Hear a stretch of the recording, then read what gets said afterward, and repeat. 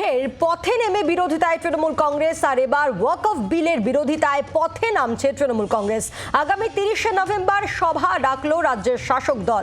রানী রাসমণি রোডে হবে এই সভা। এই সমাবেশ থাকবেন কল্যাণ বন্দ্যোপাধ্যায়, ফিরহাদ হাকিম।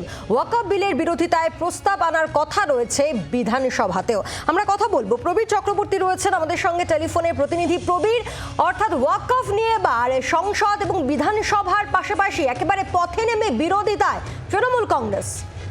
একদমই দেখো, একদিকে যেমন ওয়াকফ বিলে তৃণমূল কংগ্রেসের সাংসদরা রাজ্য বিধানসভা, লোকসভা বলো রাজ্যসভায় বলো, তারা যেমন প্রতিবাদ করছে ওয়াকফ বিল নিয়ে, পাশাপাশি দাঁড়িয়ে রাজ্য বিধানসভাতে কিন্তু এই বিরুদ্ধে প্রস্তাব আসতে চলেছে।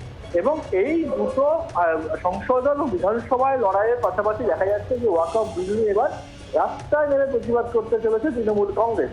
সেক্ষেত্রে দাঁড়িয়ে আগামী 30শে নভেম্বর কলকাতায় সমাবেশের ডাক দিয়েছে তৃণমূল কংগ্রেস, যেখানে কল্যাণ বন্দ্যোপাধ্যায়, ফিরহাদ হাকিম এবং সংখ্যালঘু সেল তৃণমূল কংগ্রেসের তার চেয়ারম্যান মোশাররফ হোসেন তারা থাকবেন। স্বাভাবিকভাবে একদিকে সংসদ, অন্যদিকে বিধানসভা, পাশাপাশি রাস্তায় নেমে লড়াইয়েরও প্রস্তুতি নিচ্ছে তৃণমূল কংগ্রেস।